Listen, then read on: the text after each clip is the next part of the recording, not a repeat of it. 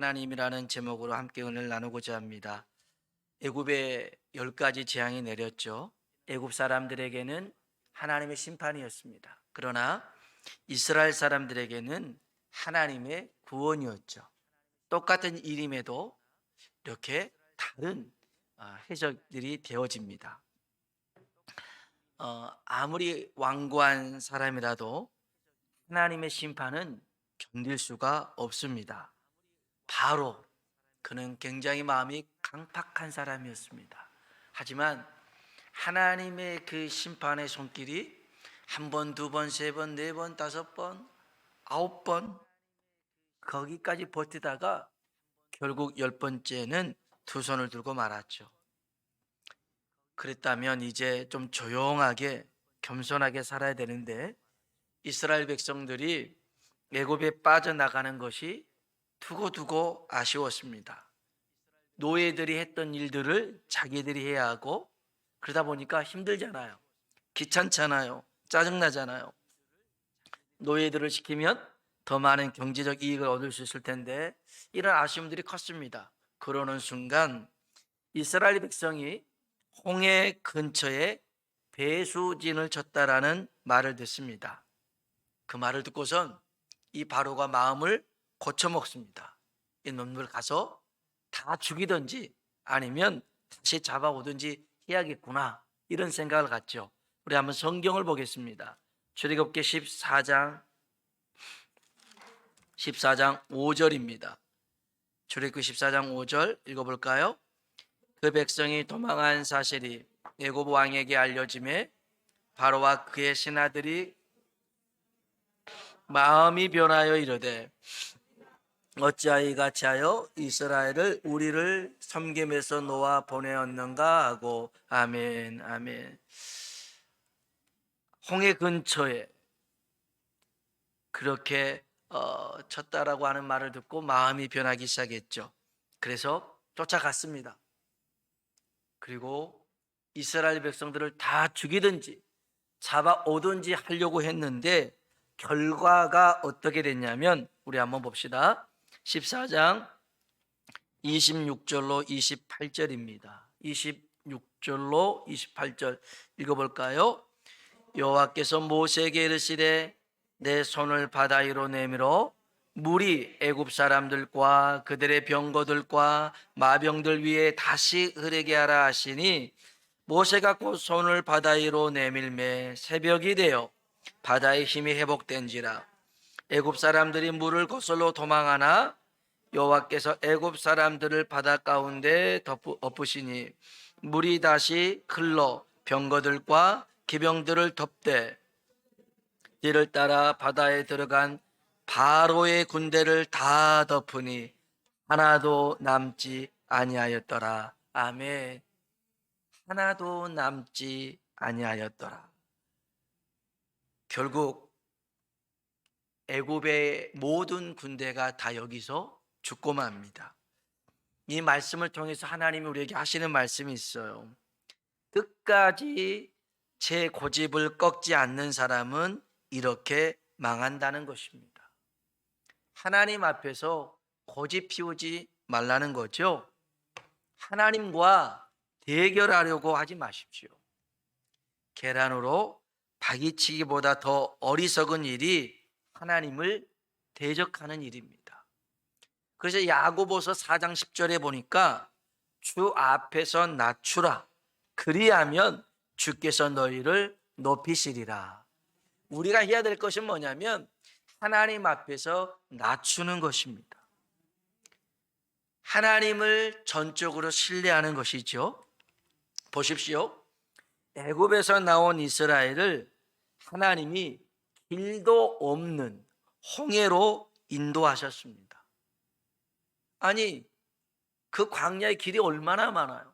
그런데 인도에 가셨던 길이 앞에는 홍해바다라는 거죠. 거기로 인도하셨습니다. 백성들이 이러한 길을 보고서 하나님 앞에 따져 묻습니다. 왜 우리를 길도 없는 이곳으로 인도해서 죽게 만드냐? 하나님과 모세에게 따져 물었습니다. 한번 봅시다. 오늘 본문입니다. 출애굽기 14장 10절로 12절에 있는 말씀입니다. 읽어볼까요? 바로가 가까이 올 때에 이스라엘 자손이 눈을 들어 본즉 애굽 사람들이 자기를 뒤에 이른지라. 이스라엘 자손이 심히 두려워하여 여호와께 부르짖고 그들이 또 모세에게 이르되 애굽에 매장지가 없어서 당신이 우리를 이끌어내어 이 광야에서 죽게 하느냐? 어찌하여 당신이 우리를 애굽에서 이끌어내어 우리에게 이같이 하느냐? 우리가 애굽에서 이것이 아니냐? 이르기를 우리를 내버려 두라. 우리가 애굽 사람을 섬길 것이라 하지 아니하더냐? 애굽 사람을 섬기는 것이 광야에서 죽는 것보다 낫겠노라. 아멘. 아멘. 이들이 이 상황 속에서 원망하기 시작합니다. 누군가 남 탓하기 시작합니다. 하나님 탓을 하고 모세 탓을 합니다. 여러분, 원망하고 불평하는 곳에는 기적이 일어나지 않습니다. 거기에는 다툼만 일어나죠. 감정만 상할 뿐입니다. 그런데 여러분, 믿고 기도하는 곳에는 기적이 일어납니다.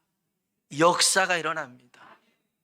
오늘 저와 여러분이 정말 길이 없을 때에 왜 내가 여기까지 왔고 왜 나를 여기까지 인도했고 그러지 마시고요. 그 자리에서 하나님 앞에 기도하시길 주의 이름으로 축복합니다.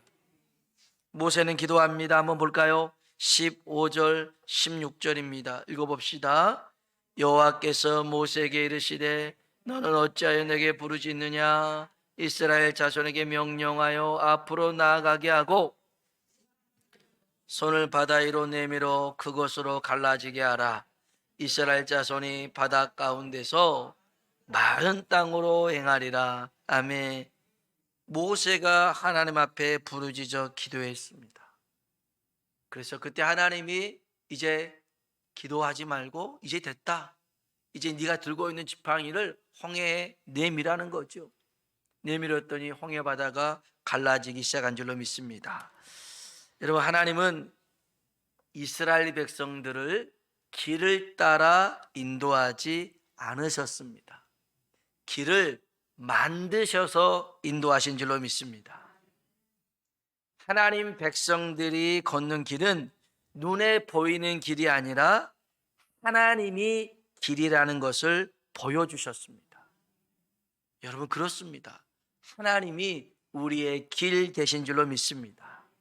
요한복음 14장 6절에도 예수님께서 이렇게 말씀하셨습니다. 예수께서 이르시되 내가 곧 길이요 진리요 생명이라. 아멘.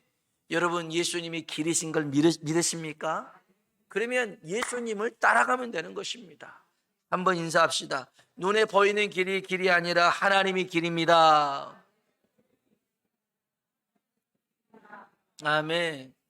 눈에 보이는 세상이 길이 아니라 하나님의 말씀이 길인 줄로 믿습니다.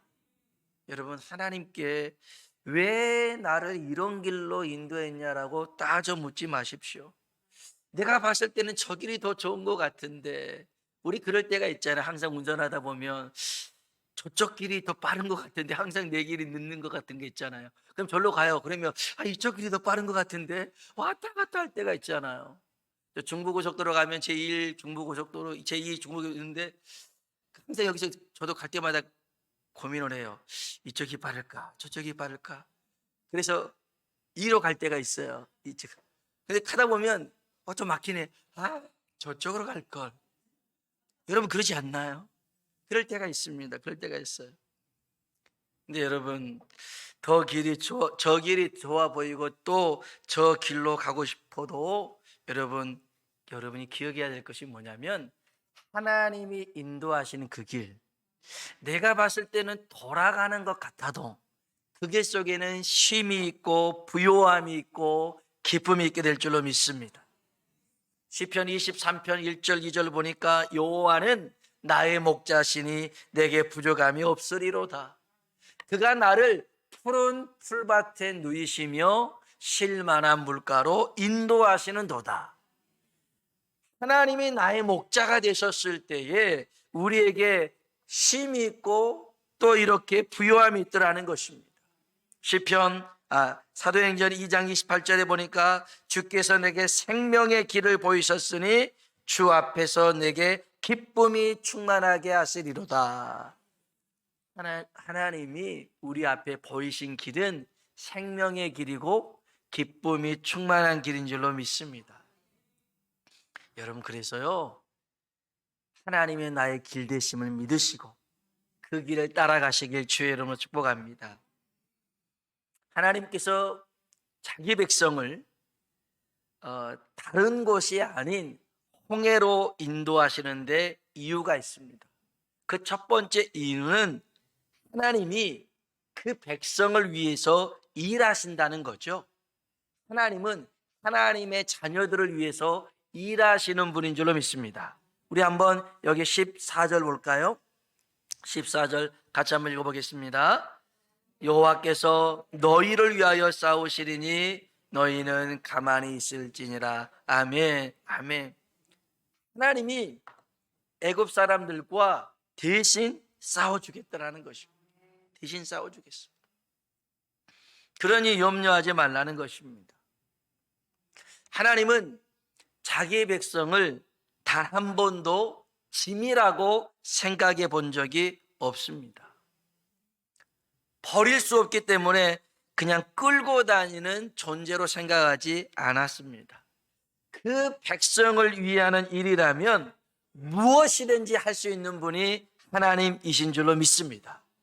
여러분 믿으십니까? 아멘입니다. 아멘이에요. 하나님은 우리를 위해서라면 만사를 제쳐두시고 우리에게 다가오셔서 우리를 도와주시는 분이라는 거죠. 하나님은 택한 백성, 구원받은 자녀들을 위해서 독생자 예수 그리스도를 보내주셨습니다. 이것은 이 세상의 어떠한 것과도 비교할 수 없는 것이었습니다. 우리 한번 성경을 찾아보겠습니다. 로마서 8장입니다. 로마서 8장, 우리 출애굽기 14장은 다시 돌아오겠습니다. 로마서 8장 38절 39절입니다. 로마서 8장 38절 39절. 로마서 8장 38절 39절 읽어보겠습니다. 내가 확신하노니 사망이나 생명이나 천사들이나 권세자들이나 현재일이나 장래일이나 능력이나 높음이나 깊음이나 다른 어떤 피조물이라도 우리를 우리 주 그리스도 예수 안에 있는 하나님의 사랑에서 끊을 수 없으리라. 아멘. 아멘. 하나님이 우리를 사랑하는 그 일에 대해서 이 세상에 어떠한 것도 끊을 수가 없더라는 것입니다. 하나님의 사랑은 무조건적인 사랑, 아무런 조건을 내세우지 않으면서 우리를 끝까지 사랑하시는 그 사랑인 줄로 믿습니다. 그것을 우리가 어떻게 알 수 있습니까? 32절 보십시오. 로마서 8장 32절 읽어보겠습니다. 자기 아들을 아끼지 아니하시고 사람을 위하여 내주시니가 어찌 그 아들과 함께 모든 것을 우리에게 주시지 아니하겠느냐. 아멘. 아멘.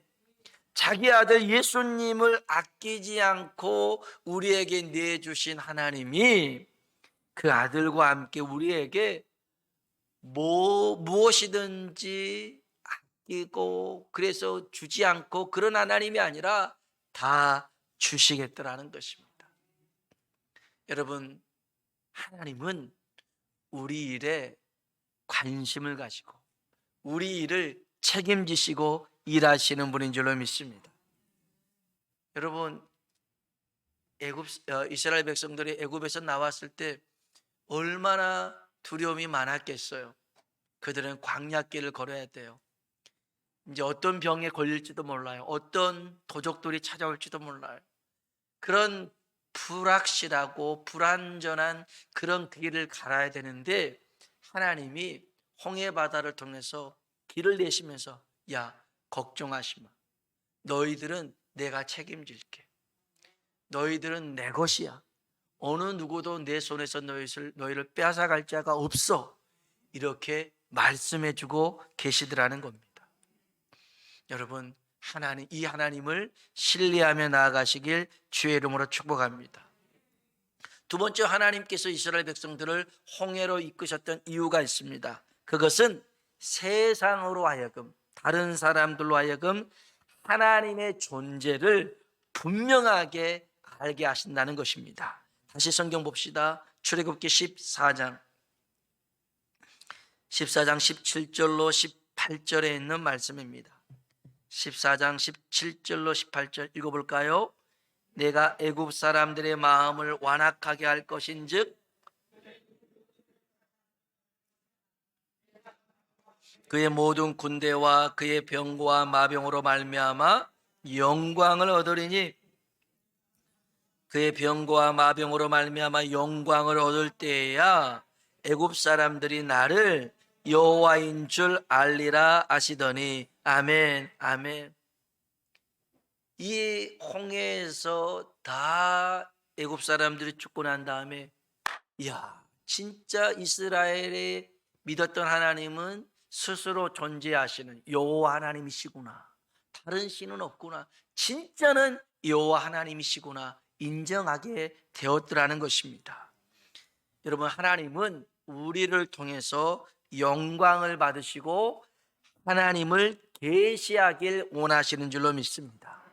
우리를 통해서 하나님을 드러내는 삶을 살아야 된다는 거죠. 요셉 보십시오. 애굽의 총리로 있을 때에 그 애굽 사람들이 요셉을 보면서 뭐라고 했냐면, 이야, 이와 같이 하나님의 영에 감동된 사람을 본 적이 없다.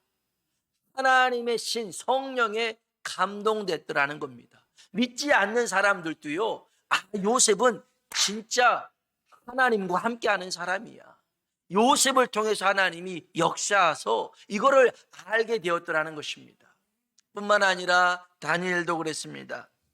다니엘도 바벨론 포로로 잡혀갔고 이제 바벨론뿐만 아니라 이제 바사 시대, 메데 시대에 이르기까지 총리를 했는데요, 사람들이 또 그 통치자들이 다니엘을 부를 때마다 이렇게 부릅니다. 살아계신 하나님의 종 다니엘아. 아멘. 그는 노예였어요. 그렇지만 그 포로로 잡혀갔던 사람이었지만 하나님이 함께 하시니까 그를 높이시고 그를 통해서 영광을 받게 되신 줄로 믿습니다. 여러분, 요셉이든 다니엘이든 똑같이 노예로 죄인의 신분을 사겠지만 하나님의 성령을 통하여서 꿈과 환상과 지혜를 주셔가지고 하나님의 이름을 높이게 하신 줄로 믿습니다. 오늘 하나님께서 우리들에게 이런 은혜 주시길 주의 이름으로 축원합니다. 우리의 자녀들에게도 성령의 능력을 부어주시고 지혜를 부어주셔서 우리의 자녀들의 이 삶의 현장에서 하나님을 높이는 역사가 있길 주의 이름으로 축복합니다. 여러분, 그러기에 하나님께서 우리를 바닥으로 인도하실 때가 있어요. 막다른 곳으로, 길이 없는 곳으로 이끌어 가실 때가 있어요. 요셉도 하나님께서 그를 높이시려고, 그를 통해서 영광 받으시려고 글쎄 형들에 의해서 구덩이에 빠뜨려 가지고 그 구덩이에서 기어 나오려고 손톱에 막 흙이 묻고 온 몸과 옷이 더러워지고 애원을 해도 형들이 쳐다보지도 않는 그런 상황에 놓일 때가 있었어요. 다니엘도 마찬가지였어요. 사람들에게 괜한 시기를 받고 그 다음에 모함을 받고 그래서 사자굴 속에 던져지는 그런 상황도 있었어요. 시편 43편 3절에 보니까 이런 고백을 해요. 사람들이 종일 내게 하는 말이 내 하나님이 어디 있느냐 하오니 내 눈물이 주야로 내 음식이 되었도다. 여러분, 정말 우리가 삶 속에서 답이 없어 보이는, 바닥이 없어 보이는 그런 낭떠러지 같은 상황에 놓였다 할지라도 여러분, 우리의 피난처가 되시고 우리의 도움이 되시는 하나님을 바라볼 수 있길 주의 이름으로 축복합니다. 사람들이 심지어 네 옆에 가장 가까이 있는 사람, 욥의 아내처럼, 야, 이 인간아, 하나님 믿어도 아무 소용이 없다. 봐라, 우리 하루아침에 거지 되지 않았느냐? 하루아침에 우리 자녀들 다 죽지 않았느냐? 그런데 믿음이 뭐가 중요하냐? 이 모든 일들 당했는데 그냥 하나님 저주하고 죽어라, 이런 말 하죠. 우리 주변에서도 그래요. 기도해봤자 소용없다. 야, 교회 나가도 별 볼 일 없다. 왜 나가냐? 이렇게 말하는 이도 있어요. 제가 시골에 있을 때 어떤 분은 교회에 나온 지 1년 됐는데 강아지 3마리가 죽었어요. 그러니까 아이고, 교회에 나가도 좋은 일 하나도 없네. 강아지 3마리가 죽어서 교회 나가도 좋은 일이 없대요. 어떤 분은 마음 잡고 교회를 나오려고 했는데 그날 넘어졌어요. 아, 교회 나가면 안 되겠구나. 그리고 안 나오신 분이 있었어요. 여러분, 물론 그 모든 일들을 이제 우리가 뭐 해석도 해볼 수 있겠죠. 마귀가 장난하는 것도 있을 것이고, 아니 본인이 발을 헛디뎌서 넘어질 수도 있을 것이고, 그것을 모든 게 다 교회에 나가면 안 되는 걸로 해석을 해서는 안 되겠죠. 아까 읽었던 시편 43편 3절에 사람들이 종일 내게 하는 말이, 내 하나님 어디에 있느냐? 사람들 참 못됐어요. 사람들이 종일 하는 말이 그거래요. 한 번 두 번 한 게 아니라 계속 가서 괴롭히는 거예요. 네 하나님 어디 있냐? 기도한다고 뭐가 달라지냐? 이렇게 막 하는 거예요. 그때 이 시편 43편의 시인은 이렇게 고백합니다. 5절에 보니까 내 영혼아, 내가 어찌하여 낙심하며 어찌하여 내 속에서 불안해하는가? 한번 따라합시다. 너는 하나님께 소망을 두라. 아멘. 어디에 소망을 두라고요? 하나님께 소망을 두라. 길이 없어도 괜찮아요. 우리 하나님이 길을 만드시는 분이니까 하나님께 소망을 두라. 그가 나타나 도우심으로 말미암아 나는 여전히 찬송하리로다. 여러분, 여전히 해왔던 대로, 아니 더 힘차게 하나님을 찬송하며 살아가길 주의 이름으로 축원합니다. 하나님은요, 마침내 우리를 통해서 영광 받으실 줄로 믿습니다. 요셉을 통해서 영광 받으시고, 다니엘을 통해서 사시는 하나님의 종 다니엘아. 그러면서 다니엘이 하나님을 모두가 찬양했던 것처럼 오늘 우리를 통해서 하나님이 드러나길 주의 이름으로 축원합니다. 하나님이 이스라엘 백성, 하나님의 백성 홍해로 이끄시는 세 번째 이유가 있습니다. 이게 가장 중요합니다. 첫 번째 이유는 하나님이 책임지시고 일하신다는 것이고요. 두 번째 이유는요, 세상 사람들로 하여금 하나님의 존재를 알게 하시는 거였고요. 세 번째 이유는요, 하나님의 백성들이 이 홍해를 통해서 이제는 과거와 단절되길 원하셨더라는 겁니다. 옛날에 알고 있었던 애굽에 있는 모든 것들과 이별하고 이제는 거기에 마음 두지 말고 하나님의 백성으로 살아가라는 것이었습니다. 출애굽기 14장 13절에 보니까 너희가 오늘 본 애굽 사람을 영원히 다시 보지 아니하리라. 아멘. 더 이상 애굽 사람들과 어떠한 연관도 갖지 말라는 것입니다. 애굽 사람과의 모든 관계를 홍해에서 끊어버리고 이제 새로운 삶의 여정을 주와 함께 살아가라는 것입니다. 이것을 세례라고 합니다. 이것을 침례라고 합니다. 우리 한번 성경 마지막으로 보겠습니다. 고린도전서 10장입니다. 고린도전서 10장. 이스라엘 백성들이 홍해를 건너가는 것에 대한 해석을 사도 바울이 고린도전서 10장에 이처럼 설명하고 있습니다. 고린도전서 10장 1절 2절에 있는 말씀 같이 한번 읽어보겠습니다. 형제들아, 나는 너희가 알지 못하기를 원하지 아니하노니 우리 조상들이 다 구름 아래 있고 바다 가운데로 지나며 모세에게 속하여 다 구름과 바다에서 아멘. 하나님이 이스라엘 백성들 한 200만 명이나 되는 사람들을 한꺼번에 세례를 받게 하셨어요. 세례를 어떻게 200만 명 같이 받아요?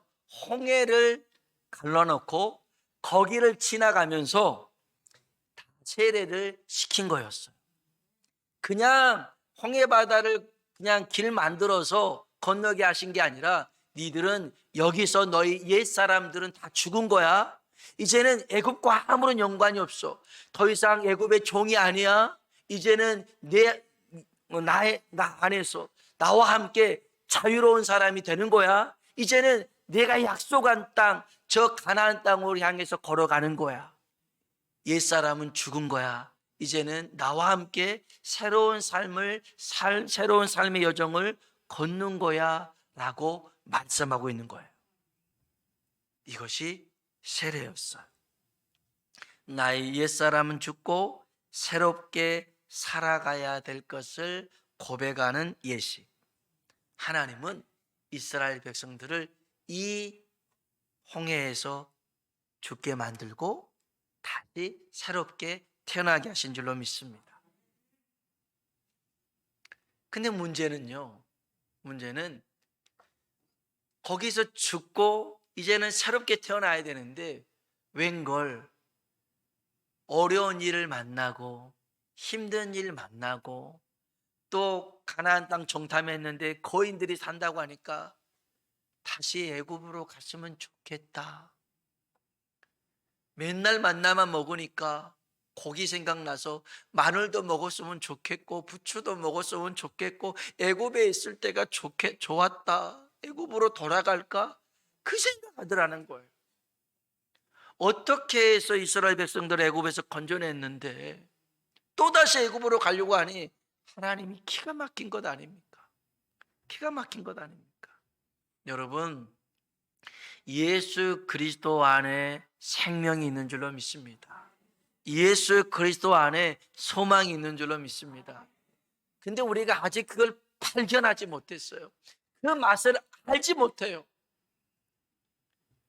포도주가 떨어졌을 때 마리아를 통해서 예수님에게 부탁하게 하잖아요.